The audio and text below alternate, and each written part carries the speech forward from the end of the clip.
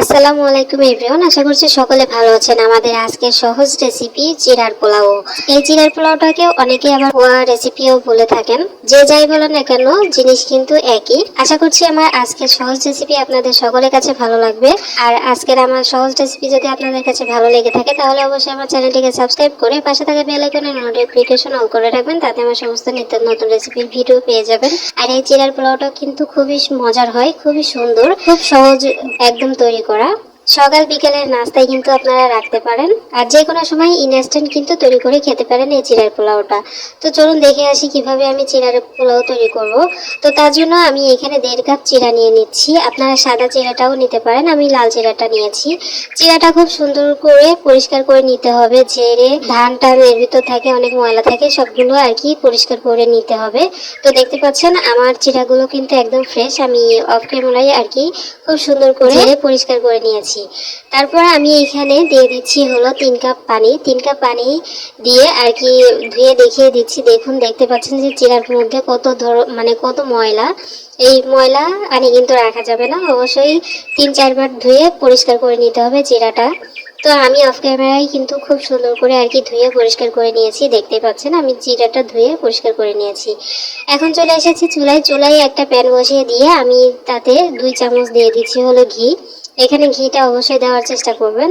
তারপর আমি এখানে নিয়েছি কাঠবাদাম, কাজু বাদাম, চীনা বাদাম আর হলো কিছু কিশমিশ। আমি এগুলো নিয়ে মানে খুব সুন্দর করে ঘির সাথে আর কি ভেজে নিতে হবে, অনবরত নেড়ে চেড়ে ভেজে নিতে হবে। বাদামের সাথে কিন্তু কিশমিশটাও দেওয়া। কিশমিশে যখন ফুলে উঠবে মানে যখন হয়ে যাবে তখন কিন্তু কিশমিশটা ফুলে উঠবে। আর কিশমিশটা ফুলে গেলে আর কোনো কিছু ভাজার দরকার নেই। কিশমিশটা ফুলে উঠলে তারপরে আর কি নামিয়ে নিতে হবে, ঘিটা ঝরিয়ে আর কি বাদামগুলো তুলে নিতে হবে। আপনারা কিন্তু এরকম খুব সুন্দর করে আর কি ভেজে নেবেন। তো আমার বাদামগুলো তোলা হয়ে গেছে। আমি এখন একই ঘির মধ্যে আমি দিয়ে দিচ্ছি কিছু তেল, সয়াবিন তেল দিয়ে দিলাম আমি কিছুটা। সয়াবিন তেল দেওয়ার পর আমি এখানে দিয়ে দিচ্ছি কিছু পেঁয়াজ কুচি, কিছু লাল পাকা মরিচ কুচি আর হলো রসুন কুচি। এগুলো দিয়ে আমি খুব সুন্দর করে আর কি নেড়ে চেড়ে নিব। মানে পেঁয়াজ, রসুন এবং মরিচটাকে খুব সুন্দর করে একটু ভেজে নিতে হবে, অনবরত নেড়ে চেড়ে আমি একটু ভেজে নিচ্ছি। দেখতে পাচ্ছেন পেঁয়াজটা যখন নরম হয়ে যাবে, একদম সফট হয়ে যাবে, তখন এর মধ্যে দিয়ে দিব 1 চামচ লবণ আর হলো 1/2 চামচ হলুদের গুঁড়া। এখানে হলুদের গুঁড়াটা দেওয়া হয়েছে যাতে চিড়ার কালারটা খুব সুন্দর আসে, তার জন্য। তারপর খুব সুন্দর করে অনবরত নেড়ে চেড়ে সবকিছুর সাথে আর কি মিশিয়ে নিতে হবে। লবণ আর হলুদটা যখন মেশানো হয়ে গেছে তখন আমি এখানে দিয়ে দিচ্ছি কিছু গাজর কুচি আর হলো একটা টমেটো কুচি। তবে আপনারা এখানে ক্যাপসিকামটাও কিন্তু দিতে পারেন। এখন আমি এই সবজিগুলোকে ভেজে নেব। ঢাকনা দিয়ে ঢেকে দিলাম 5 মিনিটের জন্য। আর 5 মিনিটের মধ্যেই দেখা যাবে যে টমেটো এবং গাজর দুটোই কিন্তু সফট হয়ে গেছে, মানে সিদ্ধ হয়ে গেছে। আপনারা এখানে চাইলে ডিমটাও কিন্তু ব্যবহার করতে পারেন, তবে আমি ডিমটা স্কিপ করলাম, আপনারা চাইলে দিতে পারেন। তো দেখতে পাচ্ছেন আমার গাজর এবং টমেটোটা কিন্তু খুব সুন্দরভাবে সিদ্ধ হয়ে গেছে, গাজর কিন্তু সিদ্ধ হয়ে গেছে। আমি কিন্তু আপনাদেরকে দেখিয়ে দিলাম।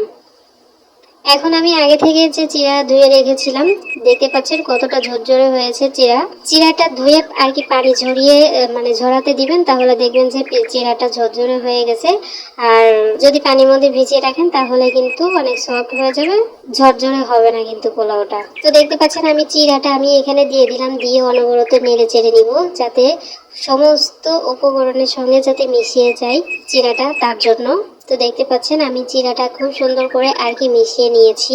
আমার চিড়াটা যখন ভালোভাবে নাড়াচাড়া করা হয়ে যাবে তখন আগে থেকে যে কিশমিশ এবং বাদামগুলো আমি ভেজে রেখেছিলাম সেইগুলো আমি এখানে দিয়ে দিচ্ছি। দিয়ে আবারও খুব সুন্দর করে আর কি অনবরত নেড়ে চেড়ে নিতে হবে। আর চুলার আঁচটা অবশ্যই কিন্তু মিডিয়াম থেকে একটু লোতে করে রাখবেন, তা না হলে কিন্তু নিচে ধরে পড়ে যাবে। আমি ভাজিতে আগেই লবণ দিয়েছিলাম, তারপরে আমার মনে হচ্ছিল যে লবণ আর একটু কম হয়ে গেছে, এই জন্য আমি হাতে করে নিয়ে একটু মানে চিড়ার উপর দিয়ে ছড়িয়ে দিয়েছি। আর এখানে দিয়ে দিচ্ছি হলো 1.5 চামচ চিনি।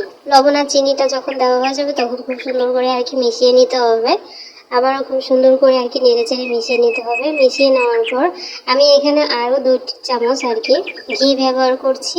আপনারা অবশ্যই কিন্তু ঘিটা দেওয়ার চেষ্টা করবেন। তো দেখতে পাচ্ছেন আমার কিন্তু চিড়া পোলাওটা অলমোস্ট ডান। তো আমি ঘিটা দেওয়ার পর আমি চুলাটা বন্ধ করে আমি 5 মিনিট রেখে দিব চুলার উপর।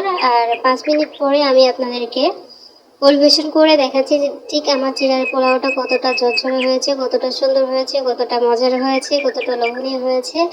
আর মজা মজা যদি পেতে চান তাহলে কিন্তু অবশ্যই বাড়িতে ট্রাই করবেন। যে যেখান থেকে আমার ভিডিওটি দেখছেন অবশ্যই কিন্তু একটু সাপোর্ট করে যাবেন, কারণ আপনাদের সাপোর্ট না পেলে কিন্তু আমি কখনো সামনের দিকে এগোতে পারবো না। অবশ্যই আপনাদের সাপোর্ট আমার একান্ত কাম্য। আশা করছি সবাই আমার ভিডিওটা দেখে লাইক, কমেন্টস এবং শেয়ার করে দেওয়ার চেষ্টা করবেন। তো দেখতে পাচ্ছেন আমি খুব সুন্দর করে আর কি সাজিয়ে নিচ্ছি, উপর দিয়ে কাজু বাদাম দিয়ে দিচ্ছি, কিশমিশ এগুলো দিয়ে আর কি ডেকোরেশন করে নিচ্ছি। দেখতে পাচ্ছেন মাশাআল্লাহ আমার চিয়ার পোলাওটা কিন্তু অসম্ভব মজার হয়েছিল খেতে। আপনারা অবশ্যই কিন্তু বাড়িতে ট্রাই করবেন। আর আমি উপর দিয়ে আর একটু শসা কুচি আর কি দিয়ে ডেকোরেশন করে নিচ্ছি, যাতে আরো লোভনীয় সুন্দর দেখা যায় তার জন্য। আর চিড়ার পোলাওটা আসলে কতটা মজার হয়েছে সেটা বাড়িতে যদি ট্রাই না করেন তাহলে কিন্তু বুঝতেই পারবেন না। অবশ্যই কিন্তু সাপোর্ট করে যাবেন।